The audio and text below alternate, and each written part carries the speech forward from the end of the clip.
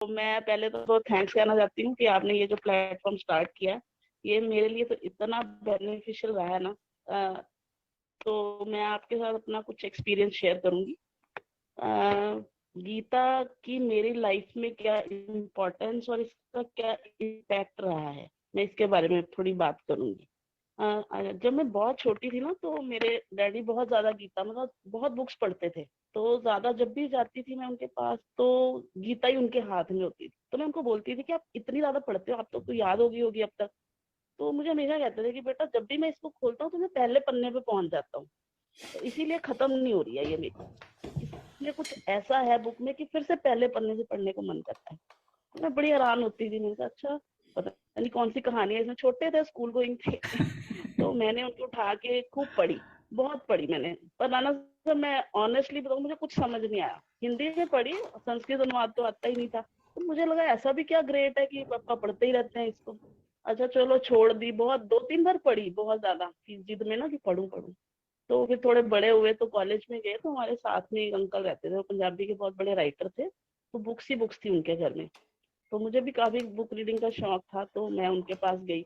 मैंने कहा, अंकल आपने इतनी बुक्स पढ़ी हैं, तो आपकी बेस्ट बुक कौन है?" कहते, बेटा गीता है। तो मैंने उनको ऑनेस्टली बताया। मैंने कहा, सर भाई अंकल, मैंने तो बहुत बार पढ़ी है, पर मुझे कुछ समझ नहीं आया कि इसमें इतना ग्रेट क्या है।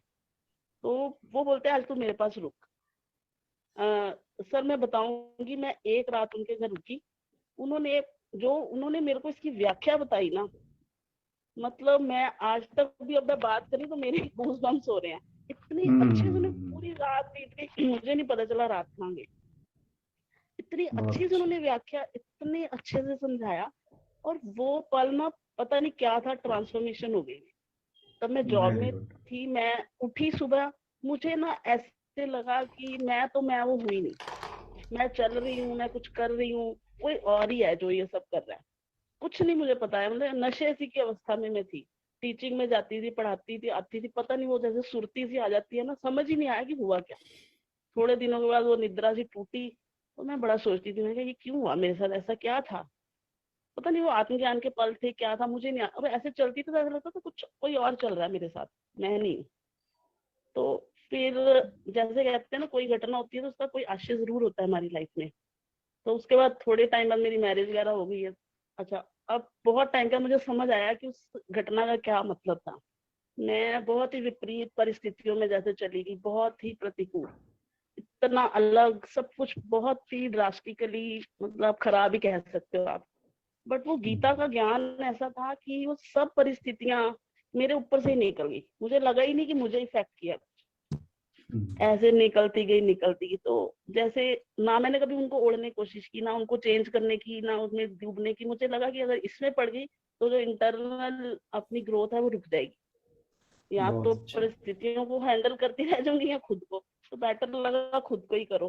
तो वो वही जैसे आज के अध्याय में है कि अंदर जो है वो कुछ अलग है। तो ऐसे ही लगा कि ये कमरा है, अंदर कुछ कोई और ही हूं मैं, उसी को ग्रो करो। ये तो लाइफ का पार्ट है, और everything is pre return and. तो स्क्रिप्ट लिखी जा चुकी है लाइफ की। कोई कैरेक्टर आ रहा है, गलत कर रहा है, तो ये उसकी स्क्रिप्ट में है। वो हमारे साथ गलत कर रहा है, ये उसको पार्ट मिला है हमारी लाइफ में। ऐसे ही लिया कि चलो ये अपना काम करके जा रहा है, तो इफेक्ट नहीं हुई। तो इधर अब ये तो एक इंसिडेंट हुआ कि गीता का ऐसा असर रहा सारी जिंदगी। अभी बीच में फिर परिस्थितियां इतनी खराब हो गई थी कि थोड़ा सा जैसे अंतर से भी विचलित होना शुरू हो रही थी। तो अचानक से आशु दीदी और इनके संगीता दीदी के माध्यम से इस मंच से जुड़ गई।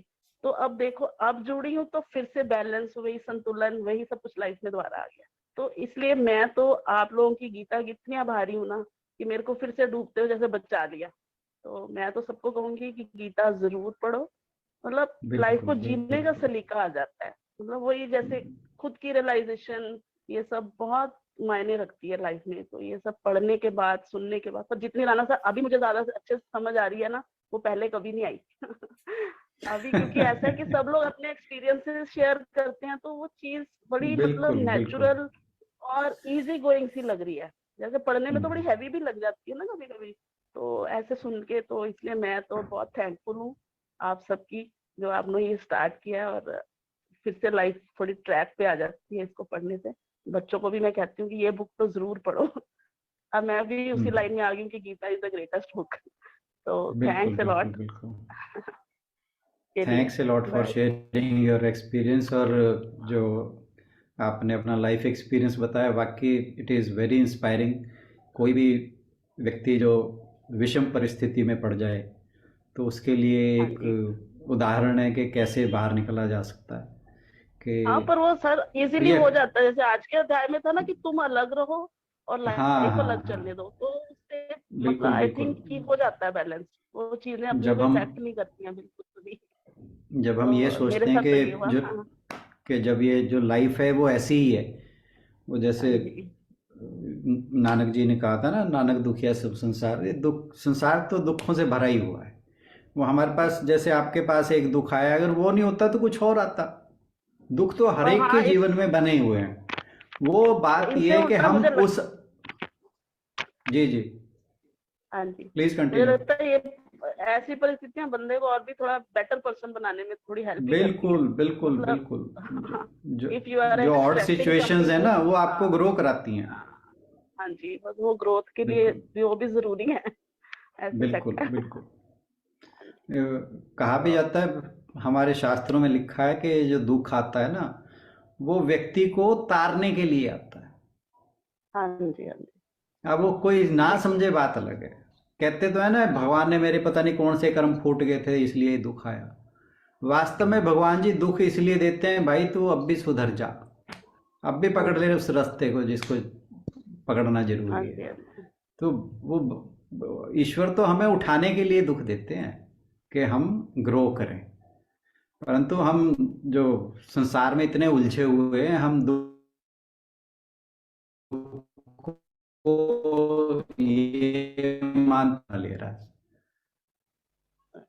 और दुख तो मुझे लगता है, जी। हाँ बिल्कुल, थोड़ा पेपर वेट का काम भी करते हैं कि इंसान नीचे ही जमीन पर बना रहता है।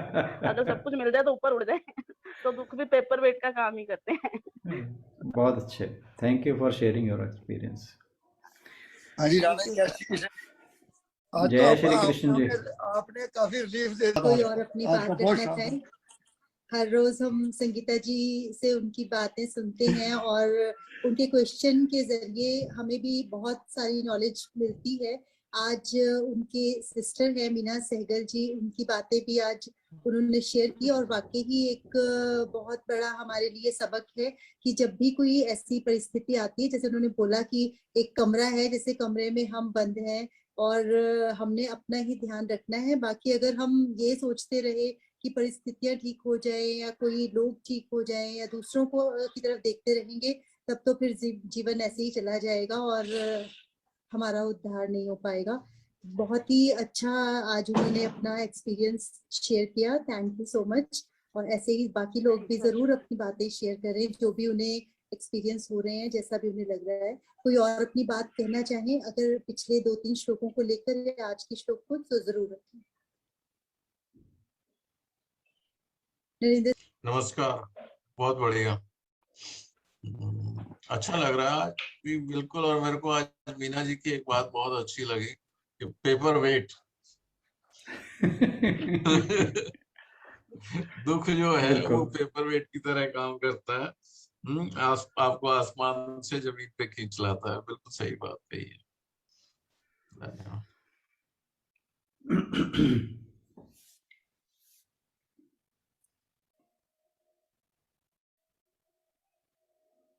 म्यूट हैं बहन जी आप।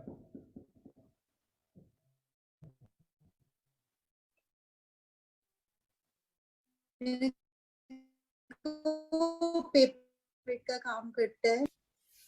हमें एक दूसरे के एक्सपीरियंसेस जो है ना, वो बहुत सिखाते हैं। और एक्चुअल जो अभी लगी हमारी ग्रोथ है, हमारा जो ये अपने एक्सपीरियंस से शेयर करते हैं। और मैं इसीलिए हमेशा कहा करता हूँ कि जिस ये सेशन जितने इंटरेक्टिव होंगे, उतनी हम सब जो हैं बेटर तरीके से चीज़ों को सीख पाएंगे। और again I request everybody to share their experiences, और ज़रूर अपनी बात कहा करें, क्योंकि कलेक्टिवली ही हम एक दूसरे से सीख पाते हैं। और नई चीज़ हमें तभी पता लगती है जब कोई, अब जैसे मीना बहन जी ने बताया, तो इट वाज रियली इंस्पायरिंग। और साथ ही हमें बहुत कुछ सीखने को मिलता है, मतलब रोज कोई ना कोई हमें एक नई बात बताता है। तो ऐसे एक्सपीरियंसेस कई बार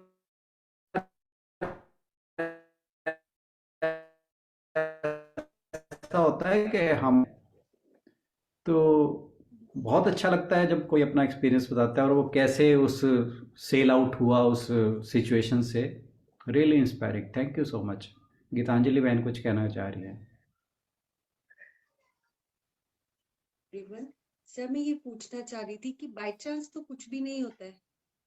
मुझे रियली ऐसा लगता है कि बाय चांस कुछ नहीं बिल्कुल होता है, क्योंकि कहीं ना कहीं हमारे सबकॉन्शियस माइंड में कुछ ना कुछ ऐसा रहा होता है जिसकी वजह से हम उन सिचुएशंस को या उन लोगों को मिलते हैं जो कहीं ना कहीं हमारी अपनी पर्सनल ग्रोथ और अपलिफ्टमेंट में बहुत हेल्प देते हैं हमें।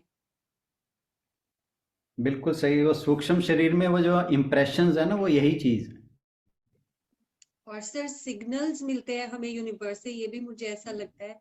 और ये मेरी छोटी डॉटर भी बहुत बोलती है कि मम्मा आप मानो या नहीं मानो लेकिन यूनिवर्स हमें सिग्नल्स देती है। बिल्कुल। व्हाट शी वो आल्सो तो बिलीव्स इन। वो जो हम वाइब्रेशंस की बात करते हैं, जी वो वाइब्रेशंस तो पूरे यूनिवर्स में ट्रैवल करती है ना।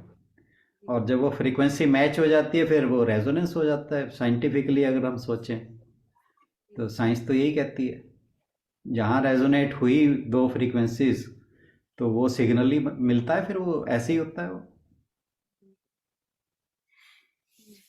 वो जो आशु बहन जी कहती है ना क्वांटम फिजिक्स की बात वही यही है।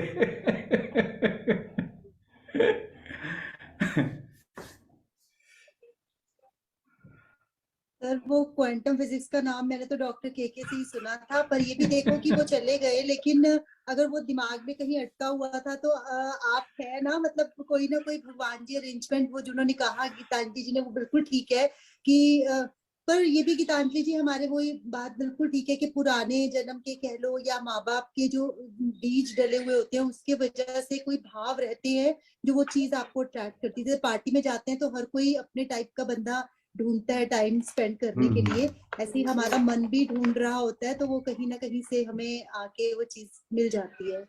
तो सभी बिल्कुल भाग्यशाली हैं हम सब जो जुड़े हैं एक दूसरे से। बिल्कुल बिल्कुल। वो कहते हैं ना क्या है रामचरितमानस में तुलसीदास के जाके रही भावना जैसी, प्रभु मुर देखे तिन तैसी। तो भावना सही होगी तो सब कुछ सही होता चला जाएगा, अपने आप सही होता है।